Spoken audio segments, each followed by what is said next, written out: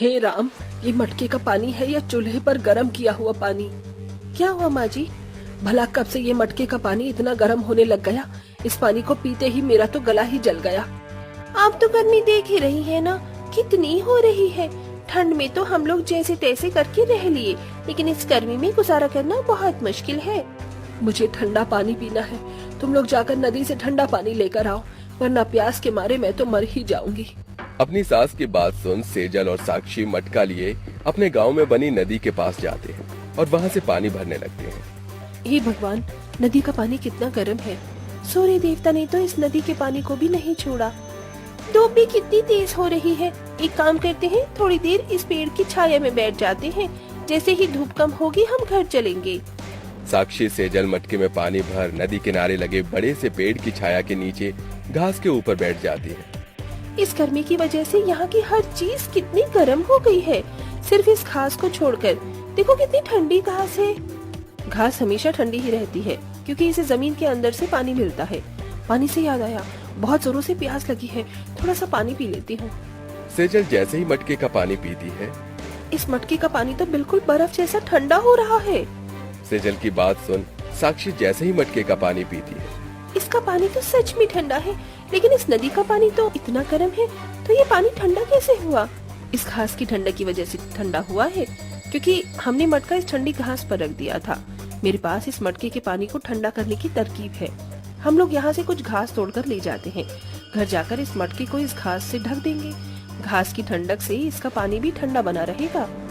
साक्षी सेजल नदी किनारे से ढेर सारी घास तोड़ती हैं और घर ले जाकर मटके के चारों तरफ घास को लगा देती है, जिससे उस मटके का पानी काफी ठंडा होता है। वाह मेरी जुगाड़ू बहू, मटके का पानी तो बिल्कुल बर्फ की तरह ठंडा लग रहा है। मेरी बहुएं हमेशा किसी न किसी जुगाड़ से हमारे परेशानी का हल निकाल ही लेती है। दिन बीतने के साथ साथ अब गर्मी का मौसम भी काफी ज्यादा बढ़ चुका था। मैं घर के अंदर बैठी हूँ या किसी चूल्हे के अंदर, कितनी ज्यादा गर्मी है। बाप रे बाप, मोरी मैया, क्या करूँ मैं इस गर्मी का। क्या हुआ माँ जी? और ये क्या, आप तो पसीने से बिल्कुल लथपथ हो चुकी हैं। और नहीं तो क्या बहू, तूने हमारा घर देखा है? ऐसा लगता है हम लोग किसी घर में नहीं, मट्टी के चूल्हे में रह रहे हैं, जो काफी देर से जल रहा हो। कितना भपका है इस घर के अंदर, मेरा तो दम ही घुट रहा है। सबकी हालत गर्मी की वजह से बहुत खराब हो रही थी कि तभी कंचन की नजर घास से लिपटे हुए मटके पर पड़ती है, जिसे देख उसके दिमाग में एक तरकीब आती है। मेरे पास इस गर्मी से बचने की तरकीब है। जिस तरह से तुम दोनों ने घास से इस मटके के गर्म पानी को ठंडा किया, वैसे ही हम घास को लेकर अपने घर की छत के ऊपर अच्छे से बिछा देंगे। फिर सूर्य की गर्म किरणें घर के अंदर गर्माहट नहीं करेंगी और रात में भी हमारा घर ठंडा रहेगा। तुम्हारी तरकीब तो बहुत ही अच्छी है। चलो हम सब मिलकर नदी किनारे जाकर घास इकट्ठा करती हैं। पांचों बहुएं नदी किनारे जाती हैं और ढेर सारी घास इकट्ठा करके अपने घर की छत पर चढ़ती हैं और पूरी छत को घास से ढक देती हैं, जिससे घर के अंदर धीरे धीरे ठंडक होने लगती है। भगवान ने भले ही मुझे पैसे, सोना चांदी न दिया हो, लेकिन हीरे जैसी 5 बहुएं दी है, जो हमेशा अपने जुगाड़ से कोई न कोई अच्छा काम करती है। बढ़ती गर्मी को देखकर पांचों बहुएं घास की मदद से जुगाड़ करना शुरू कर देती हैं। कभी चटाई के नीचे ठंडी घास बिछा देना, तो कभी कपड़े के ऊपर ढेर सारी घास बिछाकर उसे सिलकर ओढ़ लेना, जिससे उनके शरीर को भी ठंडक मिलती। लेकिन दिन पर दिन बढ़ रही गर्मी से उन सब का नुकसान भी बहुत होता है। हाय हाय माँ जी, ये सारा का सारा दही तो सब सड़ गया है। कितनी गंदी बदबू आ रही है इसमें से। वो तो खराब होगा ही बहू। अगर हमारे घर में भी आज फ्रिज होता तो रोज रोज ऐसे सब्जियां, दही खराब नहीं होते। घासी बर्तनों को अच्छे से ढकने के बाद भी इस गर्मी के कहर से ये सब्जी और दही नहीं बच सकती। इन लोगों से कितनी बार कहा है कि नया नहीं तो एक पुराना ही फ्रिज ले आओ, लेकिन मजाल है इन लोगों के कान पर जू रहेंगे। अरे फ्रिज तो बहुत दूर की बात है, कितने दिन हो गए इन लोगों से कहते हुए कि एक पंखा ही ले आओ। अब तो इस गर्मी में सोना भी हराम हो गया है। अरे पैसे तो पेड़ पर उगते हैं ना, जो तुम लोगों की फरमाइश करते ही सारी चीज हम तुम्हारे सामने हाजिर कर देंगे। हम कितने मुश्किल से खेत में काम करते हैं, ये हमें ही पता है। अब तो खेती करना भी बहुत मुश्किल हो गया है। मुझे नहीं लगता कि हम ज्यादा दिन और इस गर्मी में खेती कर पाएंगे। मेरी मानो तो हम सब लोग बाहर चलते हैं नौकरी करने के लिए। लेकिन बेटा, तुम लोग बाहर कहाँ जाओगे? और बाहर जाने के लिए पैसे भी तो चाहिए। आप पैसों की चिंता मत करो, हम सेठ से कुछ पैसे उधार ले लेंगे और जैसे ही शहर से लौटेंगे तो उनके सारे पैसे लौटा देंगे। अब तो बस हमें बाहर जाने की तैयारी करनी चाहिए।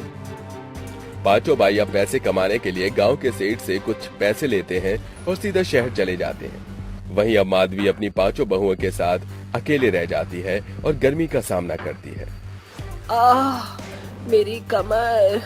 बहू, जब से गर्मी की वजह से कमर पर दाने हुए हैं तब से तो मेरा लेटना बैठना सब कुछ हराम हो गया। अगर आज हमारे घर पर एक पंखा होता तो माँ जी को ऐसे दर्द में ना दिखना पड़ता। हमारी तो इतनी भी हैसियत नहीं कि हम पुराना पंखा ही खरीद सके। अगर हम पंखा खरीद नहीं सकते तो नया पंखा बना तो सकते हैं ना? क्या मतलब? हमने अपनी जुगाड़ से घास की मदद से गर्मी से बचने के लिए इतने सारे जुगाड़ किए हैं, तो क्यों ना हम अपने जुगाड़ से अब घास का एक पंखा बनाएं?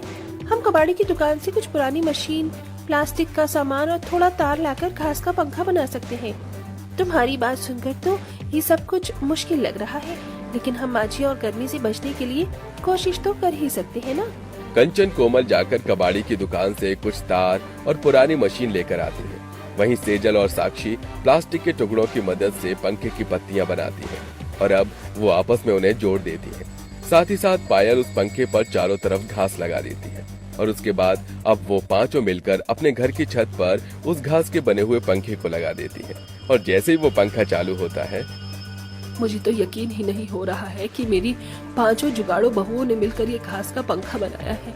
इसके अंदर से कितनी ठंडी हवा आ रही है। अब तो मैं रात को चैन की नींद सोऊंगी। माँ जी, यकीन तो हम पांचों को भी नहीं हो रहा है, लेकिन आखिरकार अब हमारे पास भी पंखा है। अब हम लोग आराम से इस गर्मी में भी रह सकते हैं।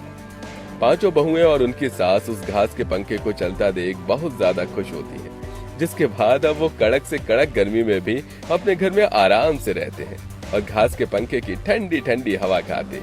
ऐसे ही दिन गुजरने लगते हैं और एक दिन, ये देखिए, आज फिर से लस्सी खराब हो गई। मैंने सोचा था आज रात को हम सब लोग ठंडी ठंडी लस्सी पियेंगे, लेकिन इस गर्मी में तो सारी की सारी लस्सी खराब कर दी। इस घास के पंखे की ठंडी हवा से हम तो गर्मी से बच गए, लेकिन ये लस्सी से नहीं बच पाई। जिस तरह से तुम लोगों ने ये घास का पंखा बनाया है, वैसे ही काश घास का फ्रिज भी बना पाते। क्या क्या कहा माँ जी आपने? घास का फ्रिज? ये हमने पहले क्यों नहीं सोचा? हम जब घास का पंखा बना सकते हैं तो घास का फ्रिज क्यों नहीं? बाकी चारों बहुओं को भी पायल का आइडिया काफी ज्यादा पसंद आता है, जिसके बाद अब वो लोग फिर से कबाड़ी की दुकान से एक पुराना खराब फ्रिज लेकर आते हैं और उसे अच्छे से साफ करके उसके चारों तरफ घास लगा देते हैं और साथ ही साथ उसकी वायर को भी ठीक कर देते हैं। घास लगाने के बाद उस पर ठंडा पानी छिड़कते हैं और अब वो घास का फ्रिज चलने लगता है। इस घास की मदद से हम लोगों को इस फ्रिज के अंदर कोई भी गैस नहीं भरवानी पड़ी और देखो ये फ्रिज कैसा चल रहा है।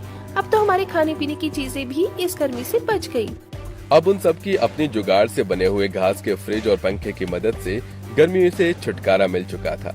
ऐसे ही एक दिन, क्या बात है माधवी बहन, कल तक तो तुम्हारे घर में एक हाथ का पंखा भी नहीं था और अब ये घास का पंखा और फ्रिज। अरे ये घास का फ्रिज और पंखा तो मेरी पांचों बहुओं ने अपने जुगाड़ से बनाया है। मेरी बहुएं तो लाखों में एक हैं। क्या सच में ये घास का फ्रिज है और पंखा तुम पांचों ने बनाया है? क्या ये तुम मेरे लिए भी बना सकती हो? हाँ, और एक मेरे लिए भी ये घास का पंखा जरूर बनाना। पांचों बहुएं मिलकर अब उन दोनों के लिए घास का फ्रिज और पंखा बनाती हैं, जिससे उन्हें अच्छे खासे पैसे मिलते हैं। और इसी के साथ अब गांव में पांचों बहुएं अपने जुगाड़ से घास का फ्रिज और पंखा बनाने के लिए फेमस हो जाती हैं और अब उनसे हर कोई कम कीमतों में घास का फ्रिज और पंखा बनवाते हैं, जिससे अब धीरे धीरे उनकी गरीबी हालत ठीक होने लगती है। ऐसे ही कई दिन गुजर जाते हैं और अब पांचों भाई भी वापस लौट आते हैं। अरे, जो हम लोग नहीं कर पाए वो तुम पांचों ने कर दिखाया। हमें तुम पर बहुत गर्व है। और मुझे भी।